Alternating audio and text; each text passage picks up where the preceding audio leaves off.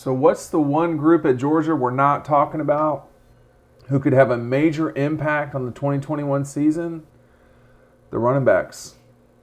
Dean Legge from Dog Post. I'm going to walk you through Georgia's situation at running back and why these guys are probably the deepest in college football. Maybe no one of them is the best individually, but they very well could be the best group in college football.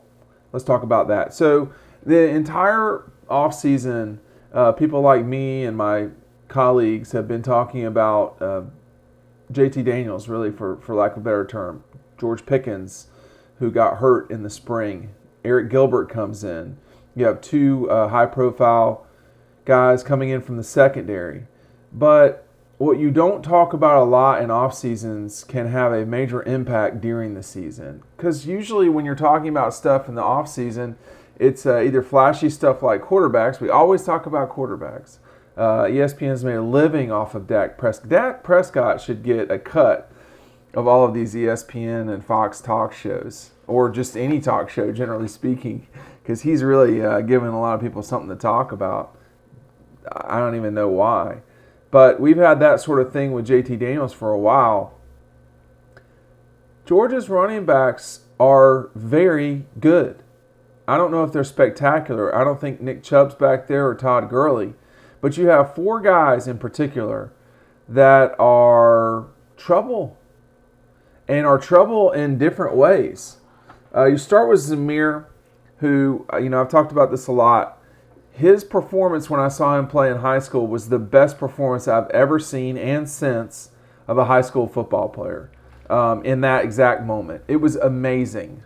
And it's not been amazing at Georgia, but it's been very, very good. Now, Zamir in his time at Georgia has been steady, but he's also been hurt a time or two.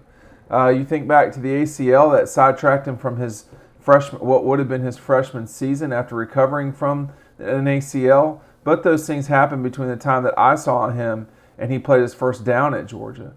Go to the Vanderbilt game in 2018, or 2019, excuse me. I really did not think that Zamir would come back for his final season for a lot of different reasons. But he has been steady for Georgia these last 2 years. His ability around the line of scrimmage to cut and get an extra 2 or 3 yards can be really special at times. He has not been a breakaway back, with the exception of his very long run against the Gators in 2020. But Zamir is their probably starting running back and will get at least 12 to 15 carries a game. He has been very steady over time. He has not been spectacular, but he is really good.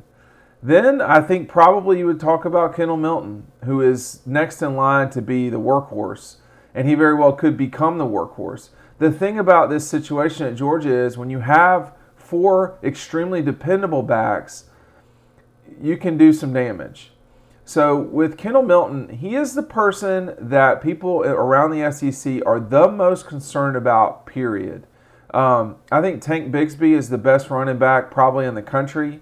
I think certainly in the SEC. But Kendall Milton is someone I think people have got to keep their eye on because he is as gifted a power runner as we've seen at Georgia since Nick. Now there's not been a lot of people since Nick, and then right before him was Todd Gurley. Kendall Milton harkens back to the sort of Jasper Sanks era of running backs at Georgia, where they were bigger guys. Kendall is tall for a running back. He has not had an explosive run in terms of like a 70-yard run or something like that. Someone can correct me, but I don't think he has. He's only played a year, and he was banged up during that time. He's the one that people are worried about. He is the guy that is what you could see as a traditional Alabama big back. That could be what you're looking at with him. He really frightens people in the league. So we'll see where he comes out with all of this. I mean, coming into your freshman year without spring football, that's tough to pull off. Kenny McIntosh is another player who if Kenny didn't play in that Peach Bowl, Georgia probably loses that game because he was he mattered so much going down the field. He was the easy open man. He made plays consistently on that last drive. Georgia did not play well offensively against Cincinnati. They were not on, and Cincinnati's a good defense. I think Cincinnati is the best defense that Georgia played in 2020.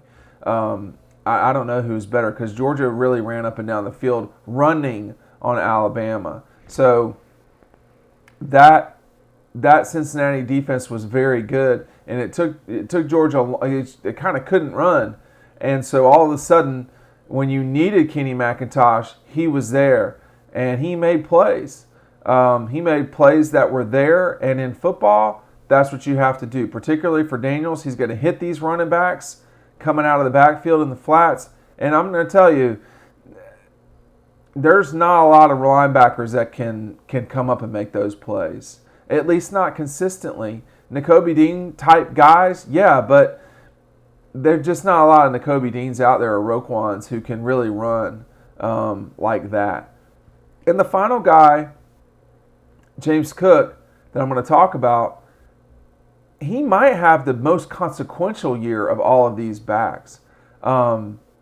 James Cook is a gifted special player.